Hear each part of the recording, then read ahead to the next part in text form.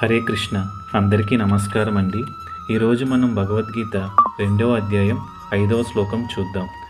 గురూణ హత్వా హి మహానుభావాన్ శ్రేయో భోక్తుం వైక్ష్యమపీహ లోకే హత్వార్థ కామాంస్తు గురూని హైవ భూంజియ భోగాన్ రుధిర ప్రదిగ్ధాన్. అర్థం: నా గురువులైన మహాత్ముల ప్రాణములను పణముగా పెట్టి జీవించుట కంటే ఈ లోకమున భిక్షమెత్తి జీవించుట ఉత్తమము. ప్రాపంచిక లాభమును కోరుతున్నప్పటికీ వారందరూ పెద్దలే. వారిని వధించినచో మేము అనుభవించు సమస్తము రక్త పంకిల మగును. భీష్ముడు మరియు ద్రోణుడు దుర్యోధనుని నుండి ఆర్థిక సహాయం పొందుతున్నారు. ఆ సహాయం పొందుతుండడం వలన వారిద్దరూ కూడా దుర్యోధనుని పక్షమున యుద్ధం చేస్తున్నారు. కానీ ధర్మం దీనికంటే ముఖ్యమైనది. కాబట్టి వారు ఇటువంటి కారణం చేత అధర్మ మార్గంలో ఉన్నటువంటి దుర్యోధనుని పక్షమున యుద్ధం చేయడం సరికాదు. అర్జునుడు దీని గురించి చెబుతూ, అయినప్పటికీ వారు పెద్దలే కాబట్టి వారితో యుద్ధం చేయడం సరికాదు అని అంటున్నారు.